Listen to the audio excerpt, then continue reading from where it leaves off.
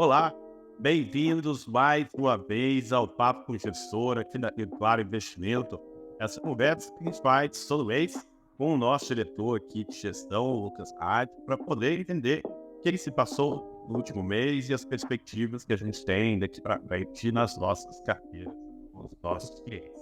Então, sem mais enrolação, passo a palavra aí para o Lucas para a gente falar um pouquinho sobre o mês de fevereiro de 2024.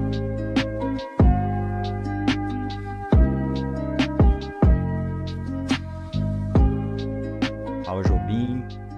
Olá para todos que nos acompanham aí no mês a mês. Fevereiro foi um mês que, olhando os índices, né, a gente fica até otimista.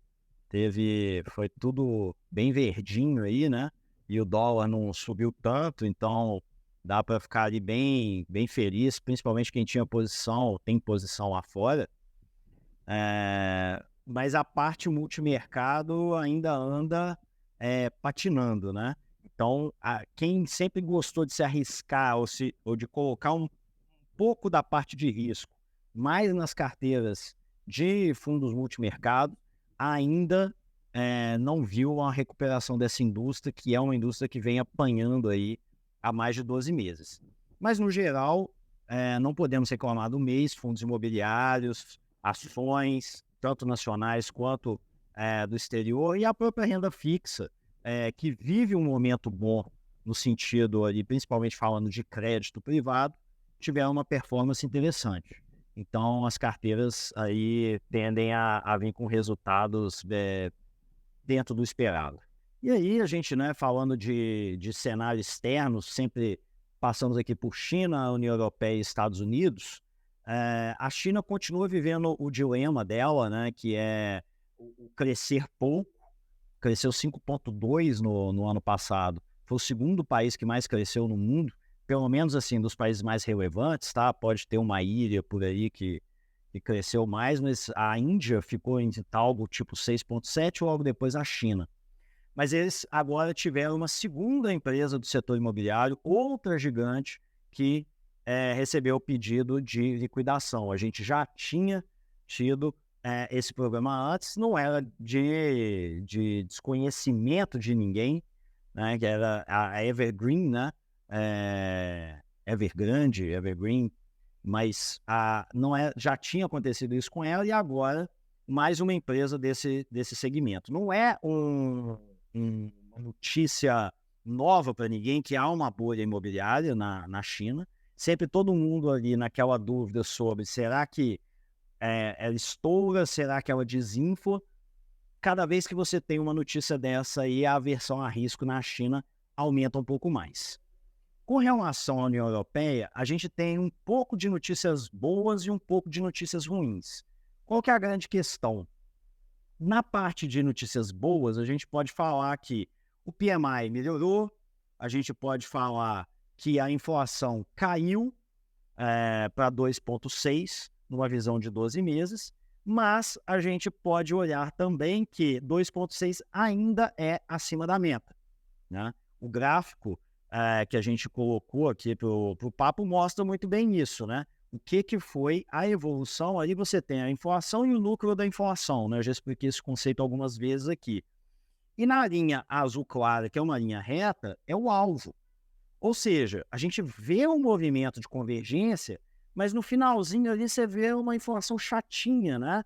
Aquela insistência em não chegar no target. E vocês vão ver, como a gente vai comentar daqui a pouco, que isso está sendo uma tendência mundo afora, o que está ressuscitando as conversas sobre manter a taxa de juros alta por mais um tempo, sendo que boa parte dos ganhos que a gente auferiu nos últimos meses foi de uma provável queda das taxas de juros a partir de agora, no mês de março. E aí, falando já em Estados Unidos, que é o pivô maior, né, a gente tem o quê? Essa mesma questão, que é a inflação mostrando ali uma resistência, né, uma queda, vamos dizer assim, não sustentável, e um aumento relativamente alto nos dados reportados, seja ali de atividade econômica, seja de novas vagas abertas, né? Ou seja, novos empregos gerados. Então, você tem uma informação que no próximo slide vai ficar muito, muito claro, porque saíram os dados de dezembro, e quando a gente olha, tudo bem que no de baixo tem uma notícia boa ali, são os gastos das famílias, né, os gastos pessoais, e a gente vê que eles diminuíram. O mês de dezembro foi bem baixo. Ok, mas quando você olha nos de cima, e você vê o preço, né, ou seja, a inflação desses gastos pessoais, quase como uma cesta básica, tá, para simplificar aqui, ele chegou em 0,42, um preço que, se você olhar, né, por isso da setinha mostrando ali, não tinha batido um índice, uma taxa que não tinha batido nos últimos 12 meses. Óbvio, tem aquela coisa dezembro, Natal, virada de ano, mas o americano não é acostumado com isso. O americano não é acostumado a toda essa oscilação de inflação que talvez nós, brasileiros e latinos, sejamos, né? Então, esse dado que saiu, é um dado que sai um pouco defasado, realmente assusta um pouco e passou a fazer parte agora da realidade de todo o mercado financeiro, considerar que talvez não haja uma queda da taxa de juros americana agora em março. Lembrando que essa taxa chegou a ser considerada aí, que haveria essa queda por cerca de 70% do mercado, e agora a gente já não tem mais esse índice tão forte, a gente já está ali em torno de 50%. E aí, passando para o Brasil, a gente primeiro vê que a taxa de juros praticamente não flutuou, né? Talvez ali 2024 a gente veja um pouquinho mais, principalmente porque a gente está falando do ano corrente, né? E aí você tem uma oscilação um pouco maior, principalmente por causa de notícias. Mas, no geral, ali, mudanças que praticamente não interferiram em nada do vértice econômico. Por quê?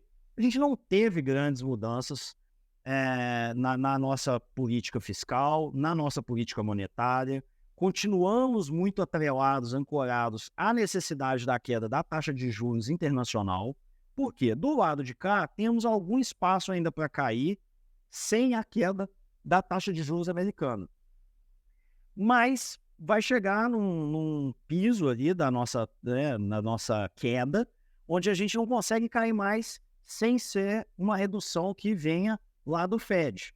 Então, aqui a gente andou de lado na taxa de juros, e do lado da inflação, a gente tem alguns dados que andam junto com o resto do mundo ali. Uma inflação um pouquinho persistente, o que já fez ali muitos diretores do Banco Central, muitos agentes econômicos, já colocarem que talvez o Banco Central devesse reconsiderar, na próxima reunião do Copom, os seus anúncios ali de que a taxa de juros vai continuar caindo. A gente vê ali a persistência, né? Ela beirou em janeiro, bateu embaixo, depois continuar seu movimento de queda, depois em fevereiro subiu, agora já caiu de novo, né? Ainda em fevereiro. A gente precisaria de um março agora com mais queda para a gente consagrar, vamos dizer assim, esse movimento. Mas aqui no Brasil está tudo muito sob controle. O que a gente realmente precisa ver são duas coisas, eu digo no sentido monetário. A política fiscal, de fato, continuando como ela está, que é de uma maneira rigorosa e com a busca por déficits cada vez menor, talvez não o zero que o Haddad promete e que parece muito pouco provável, mas talvez um déficit menor do que o 0,8 do PIB, que é o que o mercado está precificando, e a queda da taxa de juros americana. E, por fim, eu acho que vale a pena a gente comentar, né? Foi fechado aí uma série de os PIBs, né, do mundo inteiro, e aí a gente teve o ranking oficial aí, finalmente, onde o Brasil ficou como nona maior economia do mundo, subindo aí 3 posições. Lembrando que no ano passado, no ano retrasado, no caso 2022, a gente teve uma performance muito ruim, ou 2021, não me lembro bem, mas sempre foi tradicional do Brasil ficar entre as 10 maiores economias, né? A gente ficou fora um tempinho ali, né, em 2015, 16, 17, foi o período em que que nos levou a perder o grau de investimento. Depois, passamos durante boa parte do governo Bolsonaro ganhando posições e permanecendo entre os 10. E no ano passado ou retrasado, aí dizendo 2022 ou 21, a gente havia saído desse ranking e agora nós voltamos, somos novamente aí a 9ª maior economia, né? Crescemos bem mais aí do que a grande maioria dos outros players e crescemos mais até do que os Estados Unidos. E como eu já tinha mencionado aí, ficamos atrás de Índia e Estados Unidos. Vale destacar aí, para quem não observou, que a Rússia não está entre os 10 maiores. Isso já é uma notícia frequente, mas eu sei que ainda tem gente que se surpreende com isso, então é sempre bom ressaltar. Em vez aí de algumas mudanças, né, eu acho que só para finalizar, o que vale a pena a gente conversar é como a gente tende a se comportar daqui para frente, tanto as nossas carteiras da Claro, quanto o mercado em si, o que muda, e também se der para mencionar um pouquinho, você comentou sobre a questão dos fundos multimercados lá no início, qual que é a perspectiva para essa classe de ativo dentro do mercado? A gente já se posicionou esse ano um pouco mais em alguns multimercados offshore, né? Eles investem do Brasil lá fora, mas a gente já se posicionou um pouco dessa maneira, principalmente por perceber que o mercado lá fora estava um pouco mais fácil de ser lido, né? O mercado nacional um pouco mais complicado. Então a gente já está, de certa forma, ali um pouco mais blindado, mas é claro, se você tem ali 20%, 30% de multimercados na sua carteira, e essa é uma característica nossa aqui enquanto casa, até para buscar diversificação daquela correlação tão alta a CDI e Ibovespa, que a maioria dos portfólios brasileiros tem, você naturalmente acompanha esse movimento de queda dos fundos multimercados. O que não pode acontecer a gente não pode ficar em um fundo que tenha passado por uma mudança estrutural que o torne pior. Mas olhar o fundo, perceber que não houve uma mudança na estrutura de gestão, no time, na política de investimentos, e sair porque o resultado dos últimos meses não agrada, é abandonar a nossa tese de longo prazo. Então, entendendo hoje que são boas casas e que a gente está nas casas que estão melhor posicionadas para o momento macro atual, que é esse momento onde há uma tendência maior de queda da taxa de juros, há um movimento de valorização da bolsa, porque a própria queda dos juros facilita isso, e há um movimento de maior valorização ou maior dinamismo no mercado internacional. Se essas casas oferecerem essas alternativas, e foi o dever de casa que nós fizemos, elas serão mantidas.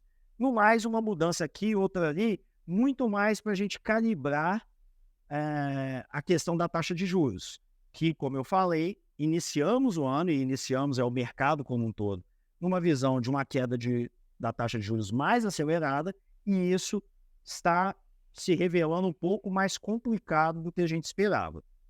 Mas sempre com muita cautela, porque tudo pode mudar a qualquer momento, então sem mudanças bruscas por enquanto na nossa alocação.